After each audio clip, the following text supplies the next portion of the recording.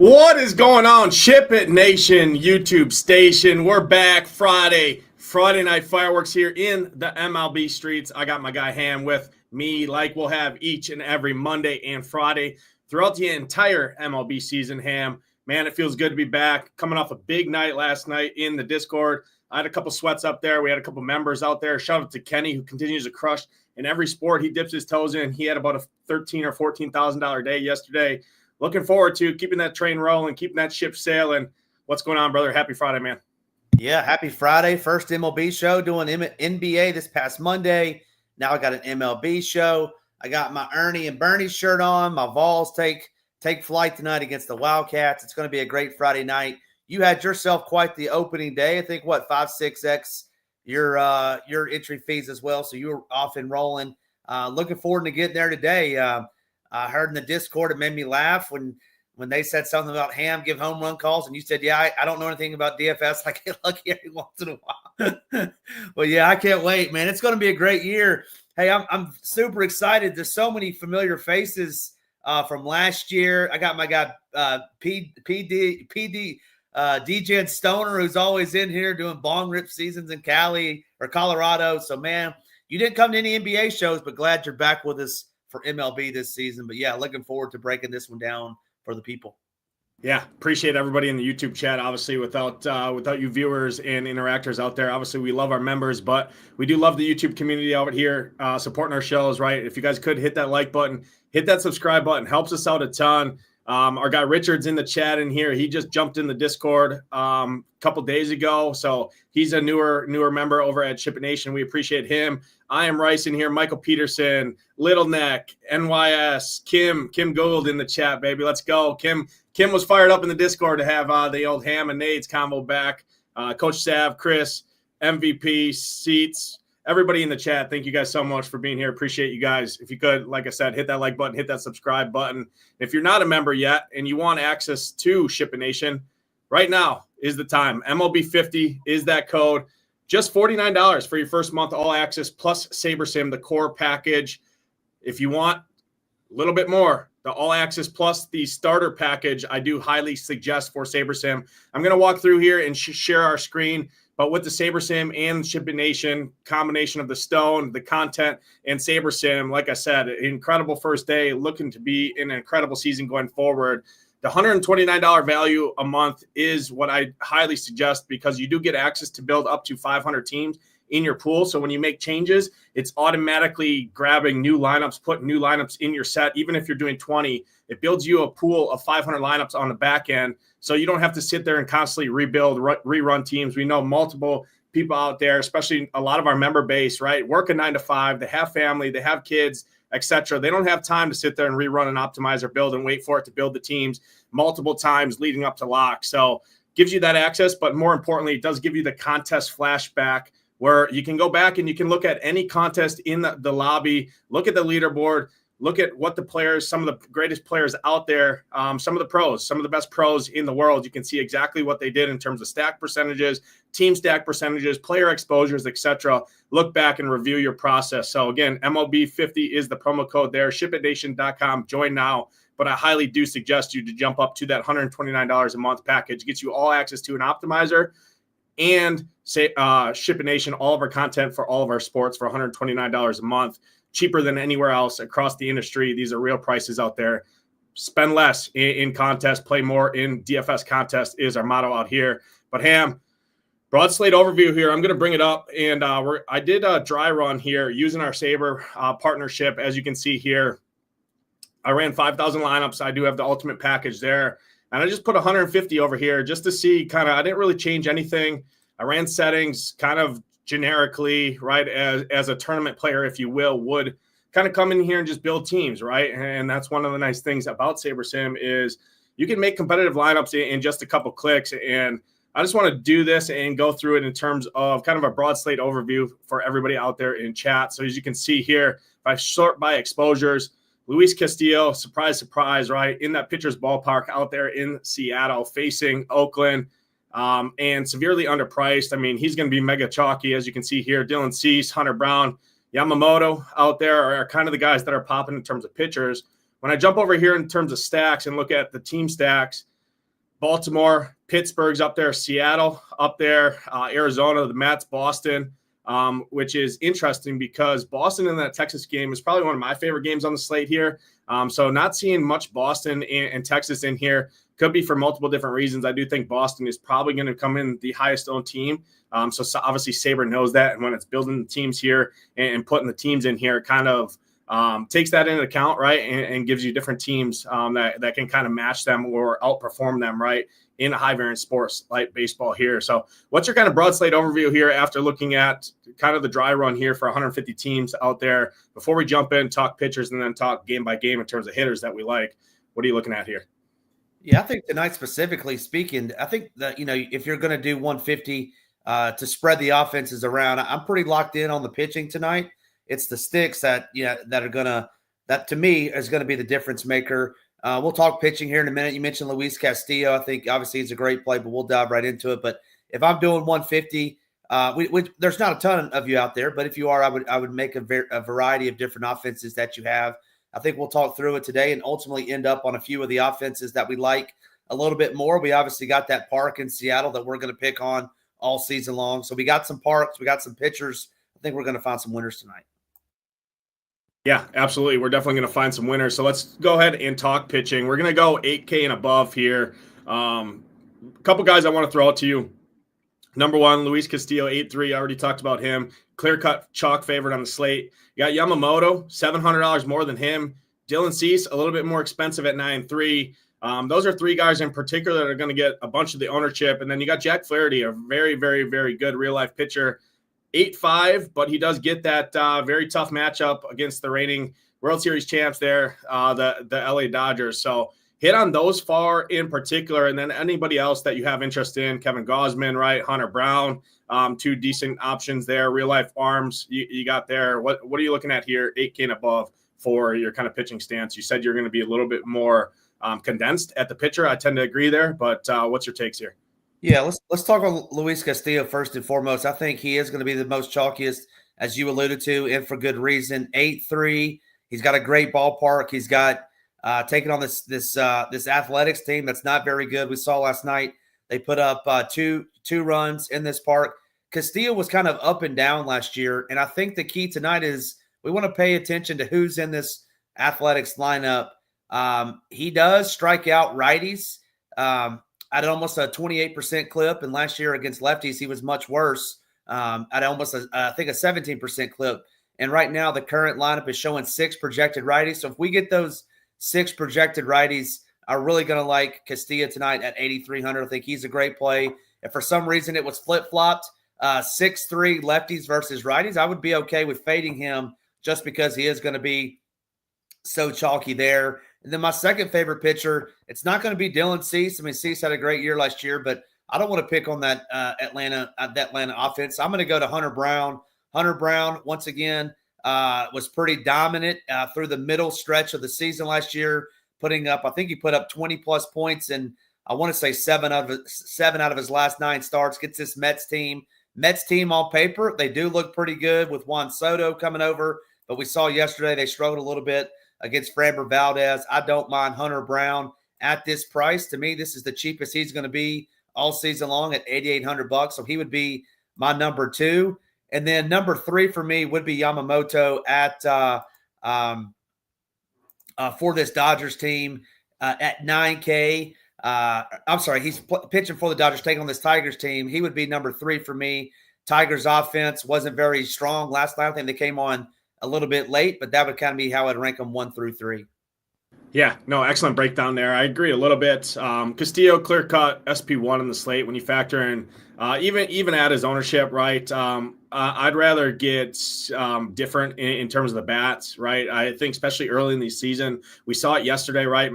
Can't miss spot for our guy Paul Skeens out there. Miami got to him a little bit. Skeens didn't really break the slate, right? And we've seen guys in offenses out there, yes, especially yesterday, right, in the 1-game sample so far this season, and teams that people weren't even on, right, kind of hit the optimal builds, if you will. So in terms of pitching, I tend to kind of stay more condensed, especially to start the year. That's kind of my plan of approach. And yesterday it worked out Going to continue doing that early on the year until we get more data here to kind of hone in, use 2 or 3, 4 pitchers maybe. Yesterday I had a pool of 6. I'll probably cut it off around 5 or so today, and spread out more in terms of the offenses. So I'm there with Castillo. I like it. I don't mind some leverage Oakland bats. I'll talk about the bats that I have some interest in there in non-Castillo teams when we go game by game. He's my SP1. Yamamoto is going to be my SP2. I'm high on this guy coming into the year, high on this Dodgers team, much like everybody is, obviously. And I know Detroit's a better team, and they're coming on, right, returning from their playoff run that they made last year. They have some young talent on that team, but it's still – I still think I trust Yamamoto's skill set, and I trust the matchup here enough at the price point and the ownership that I think he's a solid play here. One guy I'm off of, Jack Flaherty. I get it. If you want to go there in MME, he's going to be sub probably 10% owned, 5 to 7%, if you will. I think it's worth some shots in MMEs, but again, I play 2 to 3 teams most of the time and usually 20 max a night.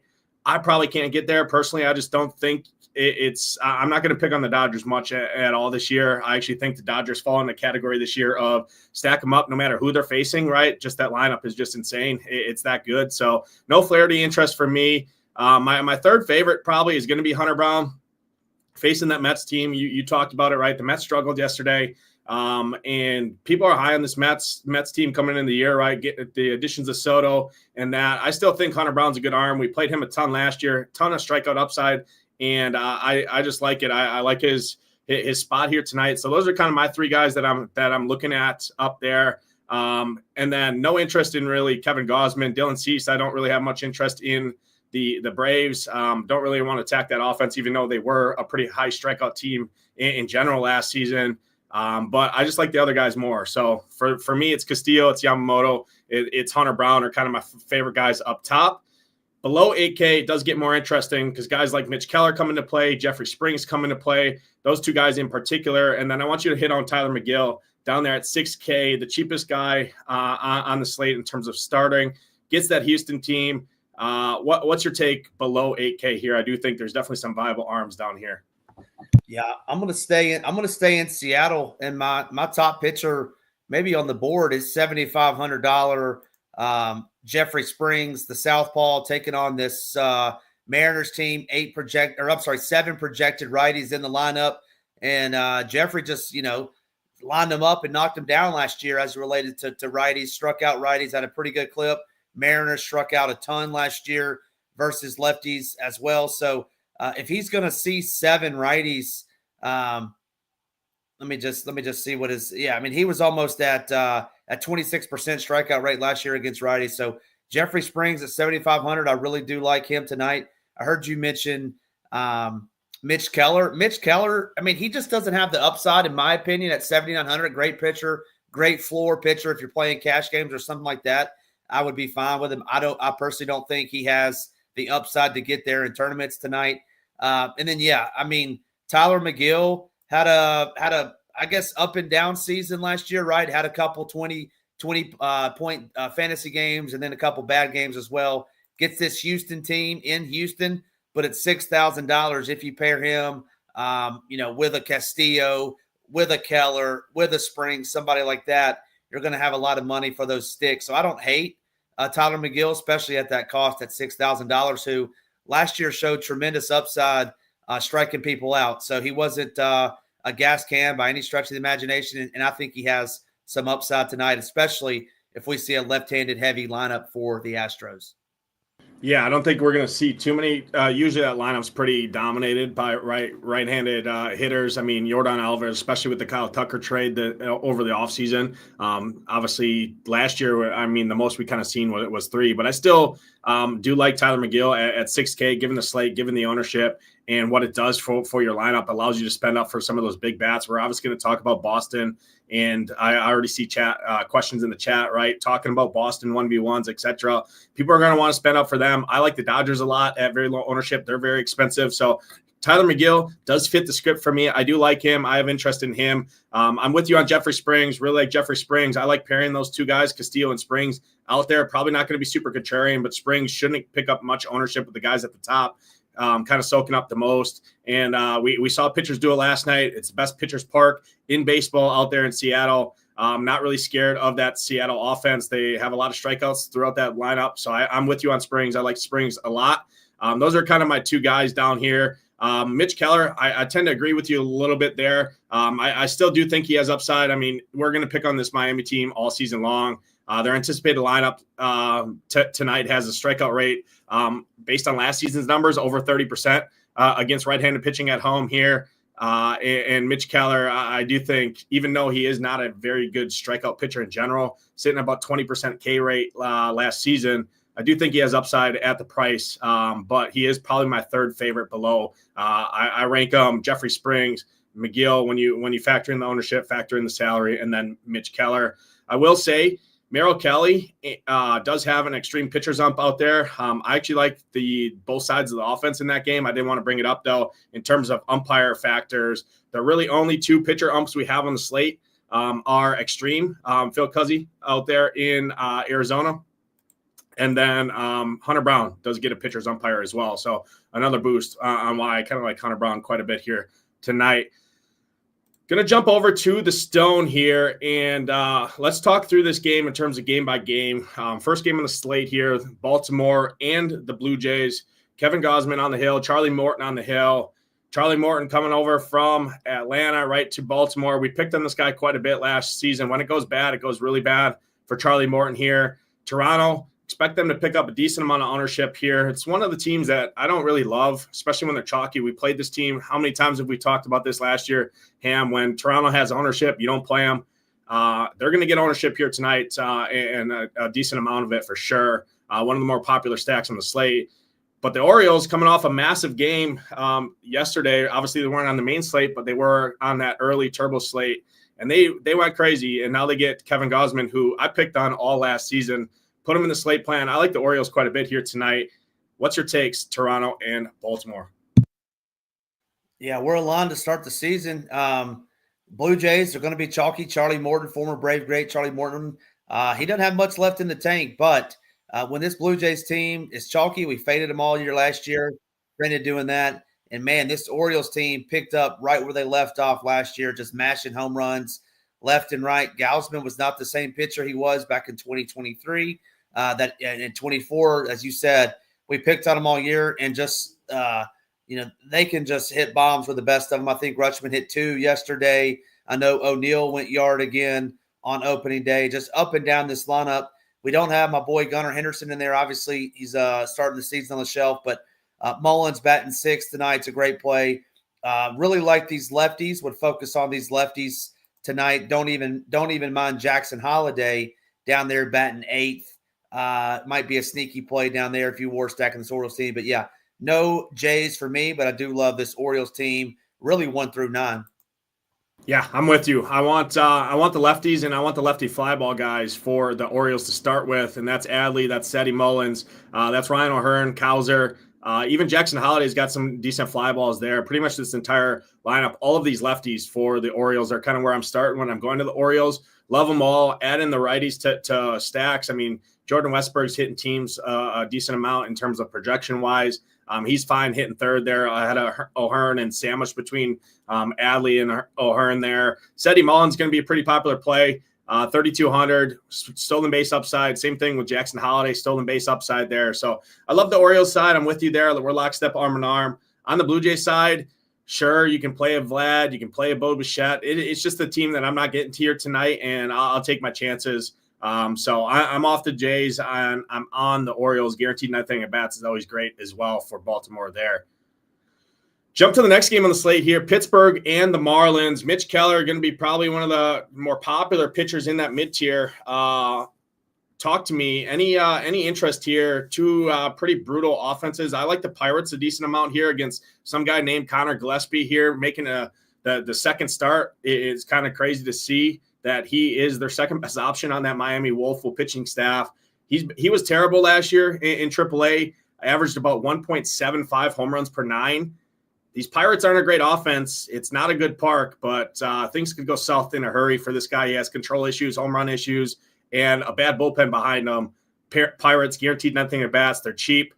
They fit the mold for me. I like them quite a bit. And then don't sleep on some of these Marlins against a chalkier Mitch Keller. Guys like Xavier Edwards, I like a lot. Tons of stolen base upside there as well. Marlins got to our guy Paul Skeens a little bit yesterday. What's your take here in Miami? Yeah, bad park all the way around. I mean, I don't think Keller flashes much upside, but I'm not going to get to these Marlins sticks. And on the other side, some kid named Connor Gillespie. I don't know if that's the brother. His brother plays basketball for the Suns, if that's the same dude or not. But give me these Pirates in that bad Marlins bullpen. Tommy Pham, Brian Reynolds, shout out Brentwood, Tennessee. O'Neal Cruz got 2 steals last night. I think Brian Hayes got 2 steals last night. So don't hate this Pirates team. And then, I'm not on these Marlins tonight. Yeah, no, I agree with you there. I already kind of went through the guys that I like. I do have more interest, it seems, in some of these Marlins than you do. Just as fillers, not going to really stack them up. Certainly not any full stacks, but again, I'm more of, especially in MME, 20 max stuff, spreading it out in terms of offenses, and Marlins would hit that script there. I do like Xavier Edwards quite a bit, though, there. Otto Lopez is fine as well. Some of those guys, but definitely a lot more interest on the Pirate side for sure. Next game on the slate here is probably the talking point of the slate. You see this in projected ownership here for the Red Sox. Jack Leader, fly ball guy. It's extreme. It's probably the best hitters on the slate as well in this game. Red Sox guaranteed 9th inning at bats. Kind of let everyone down yesterday.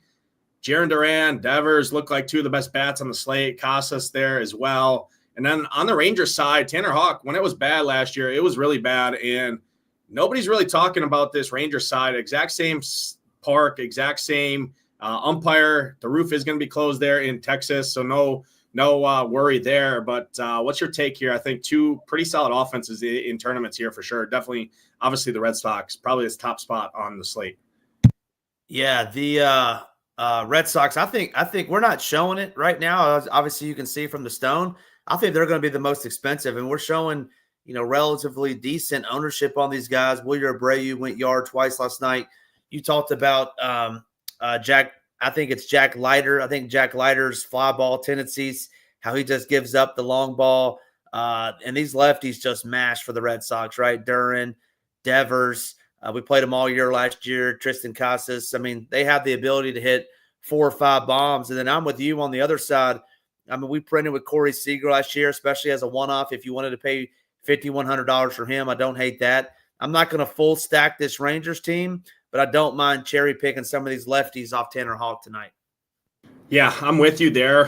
He is an extreme ground ball guy. And like Richard in the chat says, when Tanner Houck is on, he's pretty much unhittable, but when he's off, he's abysmal, right? So you're kind of fighting with fire a little bit, but at low ownership on just a 9-game slate here, first start of the year for Tanner Houck, right? I think there's some interest here a little bit. Again, I think the addition of Jock Jams helps this lineup a lot. So I like Jock and Seager probably the most. Leota Taveras would be right there. It's mainly the lefty fly ball guys, just to pick off against those ground ball rates of Tanner Houck. I want guys that can get the ball in the air, and Seager and Jock Jams certainly fit that bill. So I like those guys. And then, like I said, Leota Taveras down there. So a little wraparound stack, maybe if you want a little 3-man stack, a little Leota, Seager, Jock Jams. I don't hate that. But on the Red Sox side, I'm starting with the lefties again. Home run, fly ball, control, power issues here for Leader and company. Guaranteed 19 at bats. I mean, Duran, Devers, Casas, Wilyer Abreu, all great options. If you want to get contrarian and unique in your Red Sox stack, leaving off a guy like Rafael Devers in your stacks, I think is an interesting way to get a little bit different when you are going to Boston. I know it's scary to leave off one of the best hitters, especially probably their best hitter in general, one of the best hitters in the league, off your stacks, but that's an instant way to get different in a chalky spot. Our guy Hoop doesn't really worry about ownership ever, and you can always get lower ownership at the back half of the lineup anytime you're playing MLB. But I think an interesting way, especially in kind of a main team, smaller field stuff, leaving off a Devers in your stack and going to a different third baseman like a Max Muncy, something like that from the Dodgers, can get you a little bit different there. So Red Sox all great options. Start with the lefties and then add in the righties to stacks. But Leader is nothing special for sure. And he kind of got thrusted into the starting lineup here for Texas. Next game on the slate, Astros and the Mets. Basically a pick 'em here. Vegas has them both implied right around 4 runs or so. Miguel on the hill, Hunter Brown, 2 good pitchers. I had interest in both these pitchers. I will say I have some interest in the Astros just because when people are punting on the slate, if they're looking for salary savings as they need to spend up more for those Boston bats, maybe some of those Dodgers bats, Miguel might pick up a little bit of steam. I still think he's going to be super low owned. Was a big strikeout guy last year. Only one lefty in this lineup in Jordan. I think he's a great one-off. The addition of Christian Walker definitely helps this offense in general. Getting a guy like Diaz out of there. Obviously, he's still in there, but Christian Walker, ton of power. I think some of these Astros in tournaments as a very low-owned team fit some of the build, but again, not a spot where I'm really going for full stacks on this game. I think just one-offs and picking pieces off here. What's your take? Yeah, similar tune for me tonight. This won't be full 5-man stacking these guys on DK or 4-man stacking them on FanDuel. It would be a Yordong one-off per usual. And then if you wanted to get funky, I don't hate Lindor batting leadoff or Soto, but yeah, it's one-offs only. We'll play Mark Vientos when we get a lefty on the hill that's not named Framber Valdez, but yeah, give me some one-offs only in this game. Yeah, I'm with you there. Again, both pitchers and an extreme pitchers umpire here too, which is definitely a plus for both these pitchers.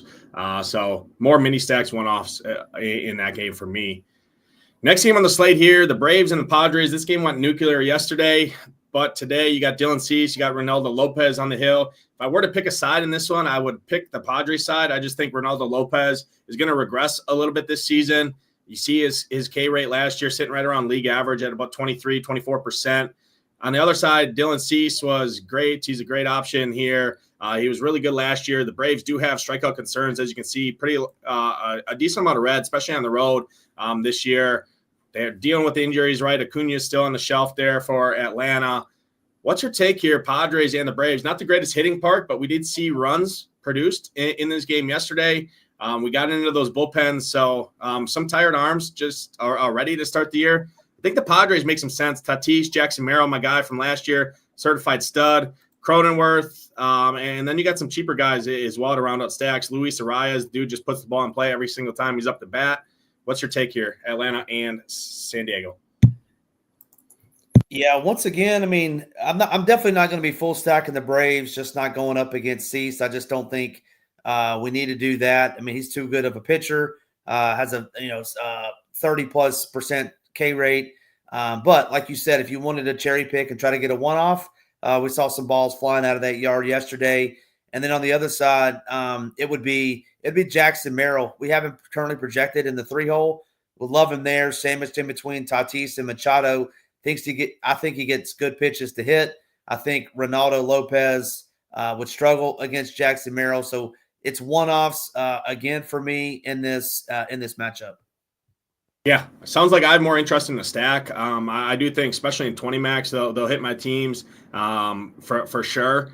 Tatis, Merrill, Machado are kind of the building blocks there. They're just gonna this Padres team just puts the ball in play, as you can see here. 16% strikeout rate as a team. Obviously, that is a little bit inflated, right? When you got a guy that just never strikes out in Luis Arias there. But the more you put the ball in play, the more opportunities there are for DraftKings points, and that's what we're playing, right? We're playing a fantasy scoring game here. We want points. We want balls in play.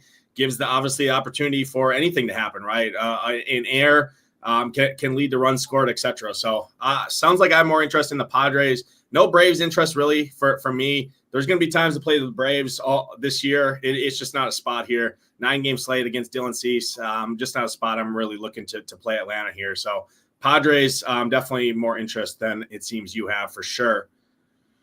Next game on the slate, Cubs and the D-backs. This is a really good spot, in my opinion, for offense. It is the worst umpire on the slates for hitting. But again, I take that with a grain of salt. If I like the teams against the pitchers that I'm attacking, I still go in. Usually I use the umpire factors more as kind of a tiebreaker when I'm looking at my pitcher takes. But from an offensive standpoint here, this game got a little squirmy last night on the night slate here. Cubs looked decent. Ian Happ had a really good game. The addition of Kyle Tucker helps this lineup a lot here. Merrill Kelly's nothing special. Cubs got to the D-backs yesterday early. Matt Shaw, you got a nice value down there. Rookie coming in, 3,500. I like both sides of this game. Arizona, definitely one of my favorite stacks of the evening against Jameson Taillon and his issues and low strikeouts that he has. But also, like this Cubs, as a low-owned sleeper stack here tonight. Yeah, you nailed it. I think both of these teams are going to be popular tonight. It's the lefties on both sides. You could probably stack up, 8 lefties and find yourself doing pretty good. But yeah, Kyle Tucker's my favorite play in this game. Corbin Carroll would be number 2 for me. I like both of those guys. Don't mind them as a one-off, or if you wanted to include them in a stack. But for me, focus on the lefties. Focus on the lefties that are going to be in there for 9 innings. And I think this game once again plays over the posted total. What did they get last night? 16 maybe. I think it's more of the same. Merrill Kelly and Jameson Taillon both with a sub 18% strikeout rate versus lefties last year. I think it's more of the same tonight. I think Kyle Tucker goes ham. Yeah, I like this game a lot. I like the lefties on both sides, much like Boston, right? It's a pretty lefty heavy slate for me. Just attacking splits, right, of these pitchers. So lefties start with on both sides for me. Any D-back stacks, I really want to build around Carroll, Marte, and Josh Naylor. The addition of Josh Naylor this year for the D-backs helps this lineup a lot coming over from Cleveland. Obviously, Christian Walker, we talked about that being over on Houston there. But I like this team quite a bit. Arizona, probably my favorite stack of the night, even ahead of Boston, who's going to get much more ownership, in my opinion here. Ownership staying pretty in check on these guys, as you can see here. 10, 12% is really nothing to bat an eye at in baseball. And I like it. Like I said, you can always get different add in the back guys of the lineup. Pete Crow Armstrong's a little sleeper here. Nobody really plays him. Tons of stolen base upside as well for the Cubs. Another lefty there, 3,800. I like that. And then my guy, Alec Thomas, 2,100. I think he's one of the best value plays on the slate. Nobody ever really plays him. And I get it. He is somewhat of a pinch hit concern there, but they like this guy out there in Arizona. If he's in that lineup, don't sleep on him at basically stone minimum in DraftKings. I really like him a ton. Pavin Smith, again, another cheap guy you can throw in there. Eugenio coming off the bomb last night, another good option. So like the Arizona side a ton. What about Josh Naylor? We got a question about Josh Naylor in the chat. Yeah, I like Josh Naylor a lot here. Like I said, my D-backs teams, when I'm stacking the D-backs, going in on a 5-man D-back stack, I'm building around Marte, Corbin Carroll, and Josh Naylor. Those are 3 staples, and then filtering around those kind of 3 guys. But those guys are anchoring my D-back stacks for the most part. Next game on the slate, we like both pitching in this game. Worst hitting environment on the slate. Best pitchers park out here. Castillo, Springs, both these guys have good K props. I think 5.5 for Springs, 6.5 for Castillo. Highest on the slate. This is a game I think you can pair up both these pitchers. I will say Castillo is going to be the chalkiest guy on the slate. We saw it yesterday with Paul Skeens. The Marlins got to him. Skeens wasn't on the quote-unquote optimal build, if you will. You still get good if you had him. I think Lawrence Butler, Blade, some of these lefties for the Athletics I don't hate. Tyler Soderstrom, some cheap guys, but really not getting to a spot where I'm going to stack up the Athletics. I do think picking off pieces here, you can definitely play, but not full stacks by any means. What's your take here? Yeah, same thing. Not going to full stack it. It would be one-off guys. It would be the lefties for the A's that I wanted a piece of as the one-off. We saw Lawrence Butler, who had some great stretches last year as a lefty masher. Wouldn't mind him, or JJ Blade as a one-off. And then on the flip side, it would be the righties, right? I mean, there's not that many to choose from, right? In terms of who we would want to play. J-Rob would be number 1. Arozarena, who went yard last night, would be number 2 for me. Outside of that, these guys, they strike out in droves, as you can see from all the red in there. Like, what'd you call last year? Like a shark in water. They strike out in droves against lefties. So it's just those two, J-Rod with his stolen base outside and Randy Arozarena. Yeah, I'm with you there. I think the Athletics, it's more home run hunting, more picking off one-offs or 2-man stacks in those 5-2-1 type builds. In large field, don't sleep on a full 5-man Athletic stack.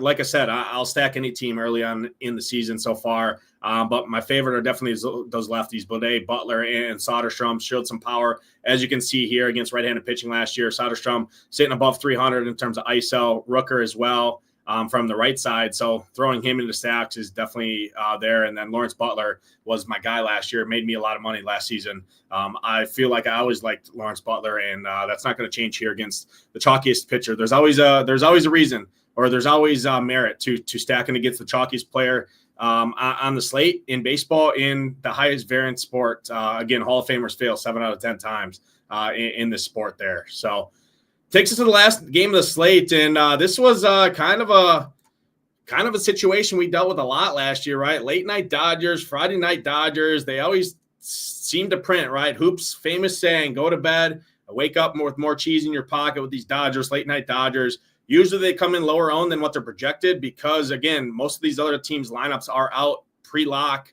or pre-first pitch for that first game, whereas the Dodgers lineup usually trickles in late. I think they're great here as low-owned options against Jack Flaherty. Again, really, really good offense in the Dodgers, really, really good pitcher. One's got to give here. Probably prefer him more as a mini stack just because of their salaries and the pitcher you are facing. But what's your take here, Detroit and LA? Yeah, it's tough for me, man. I know these Dodgers are popular, but, obviously Ohtani is always a great play, right? I think he went yard. Was it last night or it had to be last night, right? Or the night before. Freddie Freeman. I mean, the 1 through 5 is just incredible. Then you tack on Will Smith there. So, yeah. So I say that the Dodgers are great plays if you wanted to get there. They'll be super popular. They obviously have a pretty high implied run total. But, man, Jack Flaherty, I just think there's better pitchers to pick on in this matchup. He's going to be revved up, being in LA again, pitching against this team. So, yeah, give me some I'm going to be lower on the Dodgers than maybe most.